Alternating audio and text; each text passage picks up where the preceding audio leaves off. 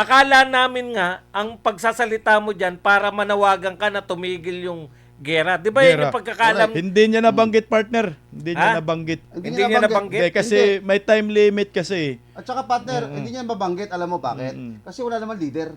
Correct. Hindi. Pwede nga yun kung yun talaga yung kanyang speech. Oo. Hindi ganun yung Mukhang, lumabas, partner. mukhang kahit na ano na lang. Mm-mm. Alam mo kung bakit kahit na ano na lang, partner? Women's Summit. Correct. Oo. Exclusive yung pambabae lang, partner. Mm. Anong ginagawa ng lalaking leader doon? Kung may mga Gabriela na utak doon, babanatan pa yun eh. Tsaka- Ngayon lang ako nakakita ng women's celebration. Correct ka Na dyan. nagsasalita Salita ang para sa lalaki. kababaihan nila, ilalaki. Wala bang babae sa bansa natin? Kaya kitang-kita ko, partner, sige, pwede ka na rito. Kumbaga yung Oo. makapagsalita lang sa UN, pwede na lang. Hindi na, kahit walang kawawaan, partner. Kagabi, no? Umaga po diyan sa New York, no, sa Amerika, ay nagsalita na po ang Pangulong Bongbong Marcos sa harapan ng maraming delegasyon ng United Nations patungkol umano sa women empowerment. At ito mga kapartner, may agaw iksina partner. Ano yan, partner? Nagulat ako dun na. May agaw Ang eksena. tindi ng headlines ngayon, partner, no? Oo. Oo. Pagising mo Nakita pa, ko rin yun. nakita mo rin. Kaya pasintabi po sa mga kumakain at nagmeryenda. Partner, ano yan, ha? Sipon! Ah, 11. Oo. Sipon, agaw, iksina sa UN speech ni Pangulong Bongbong Marcos. Sa ilang bahagi ng live video, makikitang tila may tumutulong sipon Uhog ba yan? sa ilong ng Pangulo habang siya ay nagsasalita sa podium. Ilang bisis din nakita na pinupunasan ang kanyang ilong habang nagpapatuloy ang kanyang talumpati tungkol sa karapatan ng mga kababaihan. Na-conscious tuloy ako, partner. Ako, kaya gumanda kagad ako, yo. Kaya kuha ko agad. Alam mo, ang masasabi ninyo nito mga kapartner? Mga partner, ano, sa podium yan sa UN, Oo, sa... United Nations. Mm-mm. Tapos, hindi naman siya, ibig sabihin, pumunta siya doon. Mm-mm. Ano purpose ba? Ba't pumunta siya doon? Anong motibo? Patungkol sa women empowerment, nagmalaki siya. Bago ko kasi talakayin tong Ponce, etong si, yung sipon, pag-usapan natin, ano ba talaga ang pinunta niya roon? Kasi napansin natin, mukhang siya lang yung state leader o presidente na nandun siya sa United Nations. Oo, Di ba? head of state. Ayan. Oo. Gaano ba kaimportante sa mga presidente ang pagtitipon na to? Ang sabi ng iba, hindi na kinakailangan magpadala ng, hindi na po kinakailangan pumunta ang isang head of state. Nagpapadala lang sila. Yung ibang bansa nga, nagpadala lang head of state, di ba? Mhm. Pero to, siya mismo ang pumunta at para napaka big deal sa kanya itong pagpuntang ito, ano ang kapakinabangan na nakuha natin dito? Okay, doon na tayo sa punto. Alam nyo, siya lang ho kauna-unahang presidente na nakita ko na habang nag-speech siya, bigla hong tumulo na. Tumulo na. Lumuha, partner. Lumuha! Yan. Tapos, ang imbes na may tissue sa harapan niya, imbes na tissue yung gamitin niya, ginanyan Dinaliri, niya. pasintabi ha. Oh. Sa mga Ang nagmemeryenda. bihira, partner ha. Tumulo na, dinaliri pa. Sa harapan po ng mga madla. Ha? Tapos, kumuha siya ng, alam mo partner, alam natin, di ba? Kapag alam natin na may aware tayo eh. Oo. Aware tayo, partner, ano? Mm. Kapag alam mo na may tutulong sipon sa'yo, hindi pa man tumutulo yan, alam mo na. Inaagapan mo na. Alam mo Inaagapan lalabas na. yan. Kaya yung iba ho, may mga dalang panyo, alam mo kasi, lalabas na ho yan. Eto, hindi ko alam kung manhid ho, mga kabayan. Hindi ba nagpadala ng panyo si Madam Lisa dyan? Ano? Para sa akin, feeling ko ho, parang manhid ho, mga kabayan. Na hindi, yung tipong hindi mo na nararamdaman na may lumalabas sa'yo, yung kung pumatak na lang, doon mo lang nararamdaman na, ay may lumabas, at saka pinahid na ganyan, at saka kumuha ng di ba? Malaki hong kahihiyan yun. Nag-iisang leader na nga lang, ng state. Tapos, Sablay pa. ang ginawang ganun. Ang tanong dito, partner, ulitin ko yung tanong kanina. ano ang napalaho natin dyan? Kahihiyan na pala natin. Partner Buds. Alam nyo, totoo yun na makikita po ninyo kung importante yung isang bagay, kung maraming dumalong state leaders. Kung siya lang po talaga, kakaiba po yan. Kasi alam nyo, katulad niya, ang tanong ko nga, hindi ko nga alam na walang presidente o prime minister na dumalo. Ngayon ko lang nalaman na wala pala, siya lang. Kasi ang tanong ko kanina, sa bilinag ko yan, nariyan ba si Xi Jinping o kaya si Donald Trump? Wala. Doon Wala, mo kasi partner. makikita na importante yun, partner. Kasi Correct. yung APEC Summit at saka yung ASEAN Summit, naroon yung dalawang pinaka makapangyarihang leader ng sa buong mundo. Exactly. Kaya kung wala naman doon, projection lang to, partner. Hindi, kumbaga, hindi ganong importante na pwede na sanang pinalalagpas. Mhm. Kaya lang, alam mo naman yung ating gobyerno, mahilig mag-project. Yun nga, di ba? Lahat dito, projection pero mo, magsasalita ka sa United Nations. Yung ganun na ipoproject niya, kaya lang ang sama na po ng dating sa mga Pilipino. Exactly. Ang dami mong hindi malutas na problema dito sa bansa natin. Kasalukuyan, isa sa pinakamaraming migrant worker, pinakamaraming manggagawa na hindi taga roon sa Middle East ay mga Pilipino, no? Hindi mo magawa ng paraan. Mga partner, hindi totoo na na yung mga ibang bansa walang napapadalang mga eroplano doon, Mhm. Sangkatutak na halos lahat na ng bansang mayroong mamamayan nakapagpadala na ng charter planes doon.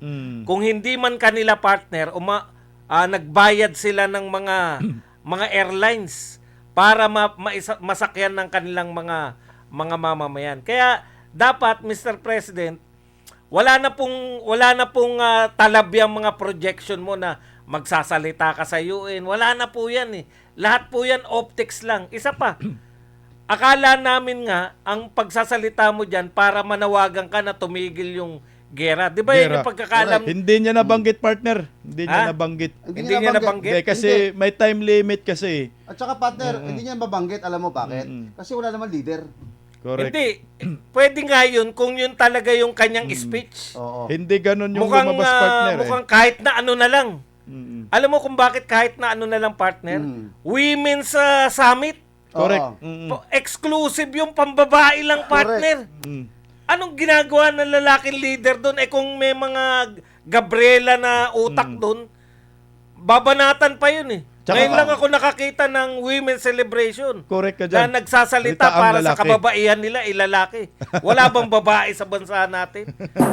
Kaya kitang-kita ko, partner, sige, pwede ka na rito. Kumbaga yung makapagsalita lang sa UN, pwede na lang. Hindi na, kahit walang kawawaan, partner. Correct ka dyan, partner. Sabi ni Randy Crispino, 24-28, nabodol ang Pilipinas.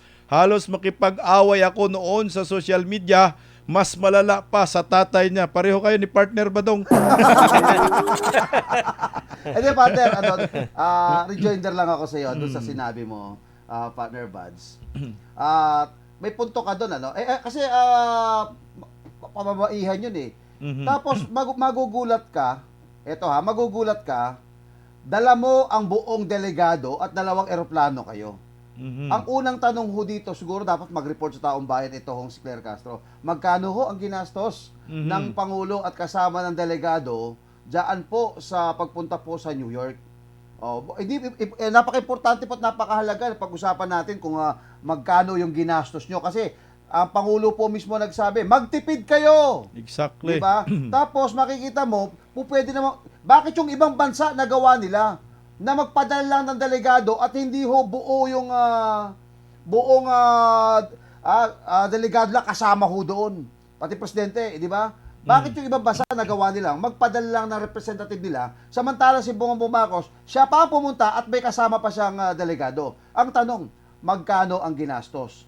Pangalawa, mababawi ba natin ang ginastos? Ano ang napala natin dyan sa bilyon niya pare milyon niya yung kanila hong ang tanong, habang kasalukuyan pinag-uusapan po natin ito hong problema natin dito. Ayun, unang-una ho, ang daming problema ng Pilipinas. Hindi kaya ito, partner, scapegoat ang tawagin. Ito kaya ay pagtakas sa responsibilidad para masabing nagtrabaho siya kasi ang titulong gamit nila is working visa diyan sa New York. Ito partner ha, ito ay kumakalat sa social media bago kay partner Badong. Maganda rin komentahan partner Badong ito. Ayon dito sa mga kumakalat na balita, ayon sa initial na report, tanging si Marcos Jr. lang ang kaisa-isang president o head of state ang dumalo sa 78th session of the Commission on the Status of Women sa United Nations. Ang ibang mga bansa ay nagpapadala lamang ng delegado o representative sapagkat ang event na ito ay hindi naman kadalasang pinupuntahan ng mga presidente or head of state. It is highly unusual for a president to attend the CSW. No, ito yung CSW because it is a ICUSOC Economic and Social Council body, not the General Assembly. Most world leaders save their you in travel for their high-level week in September. Sa September pa pala partner talaga yung pinakamalaking assembly sa United Nations. Pero si Pangulong Bongbong Marcos, pinatos ang ganito partner. Ano masasabi niyo dito? Lahat nga projection partner kung kailan, kung saan siya makakapag-project. Kaya lang, hindi na po ganyan yung gusto ng mga Pilipino. Kahit na umatin kayo ng mga big time na event, nakita naman namin sa APEC. Halimbawa po sa APEC, 'di ba? Ang halos inatinan nyo lang doon, yung picture nyo lahat. Sa pa-picture lang siya partner Kasi diyan sa APEC nagaganap partner yung mga ang malulupit diyan, yung pakikipag-dialogue mo, yung mga yung sa dalawahan kayong mga bansa, malalaking bansa. Pag ikaw nakakuha ka ng audience kay Donald Trump at saka kay Xi Jinping, tagumpay yung mo. Tagumpay yung pagpunta mo sa APEC kasi may pag-uusapan kayo Siya solo lang partner Solo lang. Eto, wala talagang leader. Wala. Kasi Women's Day ngayon, partner. Binaba niya yung level niya, partner. Correct, binababa niya yung level ng presidente. At sabi ko nga sa inyo, kung merong utak Gabriela dyan, pupunahin pa yan Correct. Exactly. Anong uri ng women's conference? Empowerment. Empowerment. Hindi nyo maipadala yung mga leader nyong babae. Kababaihan, oo. At dahil dyan, partner, basahin natin, dahil kasama natin ngayon sa live ang ating mga kababayan. At sabi ni Jason Kapispisan, ayaw nilang gumastos para sa mga OFW. Exactly. Hindi sila nag-e-effort to help the Filipinos. At sabi naman ni Lashwing Lashwing Heroes, ayan, watching from Japan, shoutout po sa inyo. Partner, si Cyril de Guzman. Sa watching London. Sa London. Around the world tayo, partner. Tsaka si Inday Betty, kawawa po ang bansang Pilipinas. Buti narito kami sa maganda at masaganang bansa sa Italia. Yun. Sana all, pero nandito kami sa walang kwentang gobyerno. At saka partner, nakapagtataka partner dahil ang women's empowerment, ito ay parang magsasalita ka doon para ipagmalaki na ikaw ay nirerespeto mo yung mga kababahian. Ang lumalabas nga sa talumpati ni Pangulong Bongbong Marcos ay champion umano si Pangulong Bongbong Marcos para sa mga ipaglaban ang kapangyarihan ng mga kababaihan dito sa bansang Pilipinas. Pero partner, mukhang sukwahi partner dyan sa kanilang propaganda. Dahil nga po, ang Vice President natin ay babae partner. Correct. At binabanatan po nila si Vice President Inday Sara mula noon, 4 years in the making hanggang ngayon, binibira si Inday Sara, babae yun. Anong women's empowerment doon? Inyong ang ginigipit ang mga kababaihan sa bansang ito, mga kapartner. At partner, bago natin bigay kay partner Buds, sabi ni Romeo, partner, dahil kasama natin ang mga live ngayon sa atin hong talakayan, sabi niya, bakit isinama si Kakdak? Grabe yung sa mga OFW ito Sabi, bakit isinama si Kakdak sa New York? Sinama ba? Oo, nasa partner, nasa New York. Nasa New York? Oo. Dapat dito sana sa Middle East pumunta sa Kakdak. Anong papel niya doon? Ayan tuloy. Partner, nababanggit nyo, di ba? Women's empower itong pinag-uusapan. Women's empowerment. Champion daw si Bongbong. Ang tanong, kasama ho si Kakdak, ano ho ang papel ni Kakdak dyan sa New York? Eh, ang kaguluhan po, mga kababayan, Nasa Middle East. alam mo pa yung kwento, Pater? Sabihin mo Oh, para malaman Para namin. malaman ni Badong. Malamang alam natin yan. Sabi nila, kami ang tagapagpatupad, Bantay Bayan kami ang tagapagpatupad ng kapayapaan. Bigla nagsumbong. Sabi niya, Bantay Bayan, doon po sa kanto, may nagwawala, may nanggugulo. Sabi niya, ba't kami pupunta ron? Hindi mo ba narinig yung sinabi namin? Ang binabantayan namin, kapayapaan. Magulo doon Mapupuntayan kami.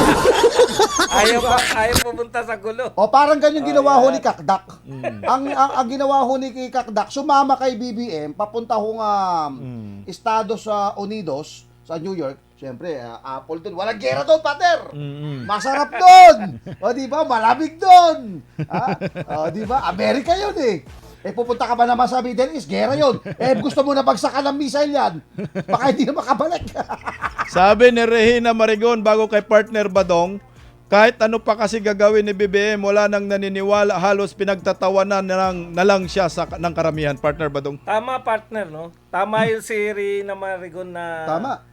wala na naniniwala talaga. Kahit nga totoo na sabihin Di ba? Parang may duda pa rin tayo. Duda ka no? pa rin, no? Ang hirap nung kalagayan niya, no? Hindi mo alam kung saan yung totoo at saka hindi Partner, totoo. sa dami po ng bumabanat kay BP Sara, yung sinabi ni BP Sara na ano lang natin, maikli lang to kahit wala sa topic.